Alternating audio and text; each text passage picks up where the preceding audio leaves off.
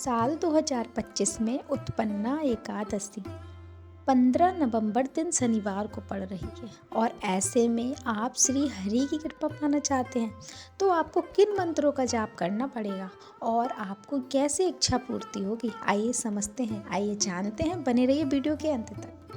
देखिए, मार्गशीर्ष मास की कृष्ण पक्ष की एकादशी को उत्पन्ना एकादशी कहा जाता है और यह एकादशी साल की पहली एकादशी मानी जाती है। माना जाता है कि इस दिन भगवान विष्णु ने एकादशी देवी की उत्पत्ति की थी, जिन्होंने दैत्य का वध कर धर्म की रक्षा की थी। इसीलिए इसे उत्पन्ना अर्थात उत्पत्ति हुई एकादशी कहा जाता है।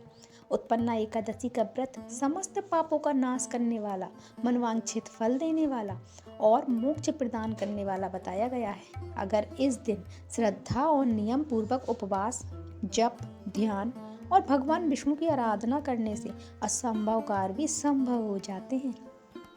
धार्मिक ग्रंथों के अनुसार एक बार देवताओं पर अत्याचारी दैत्य मुरासुर का आतंक बढ़ गया।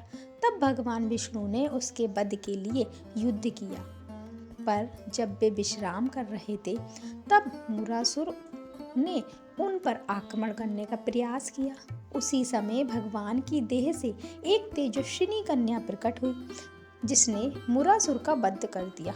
विष्णु ने उस कन्या को एकादशी देवी का नाम देकर वरदान दिया कि जो भी व्यक्ति तुम्हारा व्रत करेगा उसे सभी पापों से मुक्ति और इच्छित फल की प्राप्ति होगी।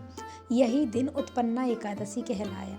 आइए एकादशी के पूजन विधि को समझते हैं। देखिए, प्रातः काल ब्रह्म मुहूर्त में उठकर स्नान करें और स्वच्छ वस्त्र धारण करें।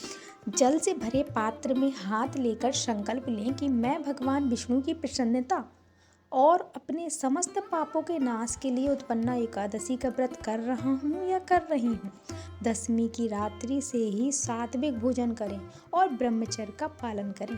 एकादशी के दिन अन्न, दाल, चावल, प्याज, लहसुन आदि का सेवन वर्जित है।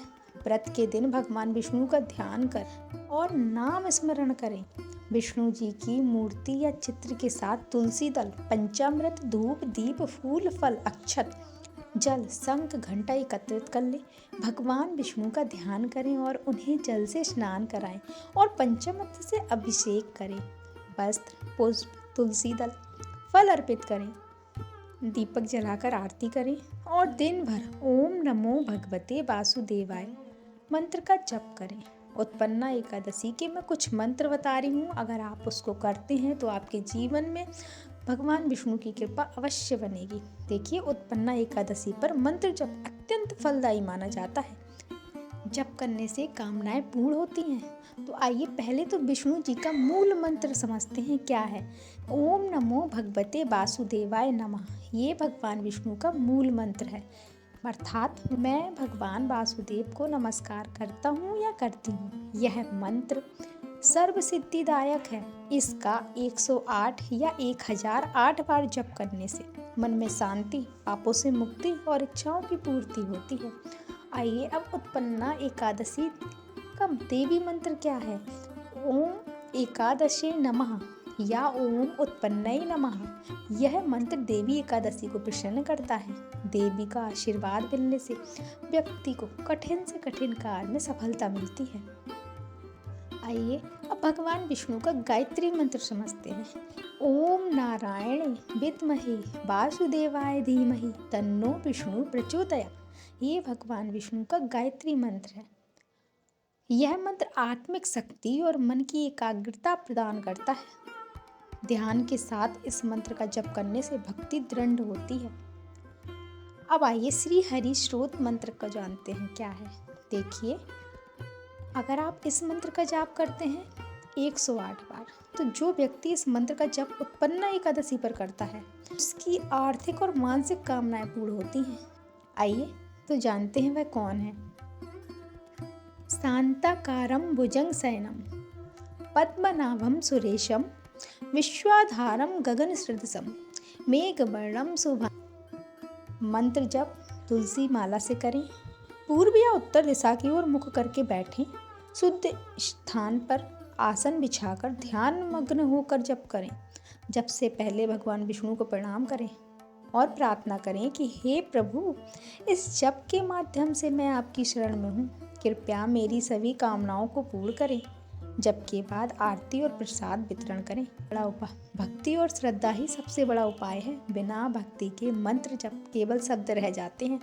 मन और आत्मा दोनों को भगवान के चरणों में समर्पित करिए। हे विष्णु भगवान, मुझे सत्य के मार्ग पर चलने की शक्ति दें। दान पुण्य करें। उत्पन्ना एकादशी पर ब्राह्मणों, गरीबों और जरूरतमंदों को अन्न, वस्त्र, दक्षिणा आदि का दान करें। ऐसा करने से व्रत का फल कई गुना बढ़ जाता है। उत्पन्ना एकादशी की रात्रि में जागरण और भजन कीर्तन करने से विशेष पूर्ण फल प्राप्त होता है। देखिए, और द्वादशी के दिन सूर्योदय के बाद भगवान विष्णु को प्रणाम कर व्रत का पारण करें। पहले तुलसी दल जल में डालकर भगवान को अर्पित करें, फिर स्वयं और अपने परिवार सहित प्रसाद ग्रहण करें। किसी ब्राह्मण या गरीब को भोजन कराना उत्तम माना जाता है, तो आप किसी ब्राह्मण या गरीब को भोजन अवश्य करवाएं। बोलिए जय श्री हरि।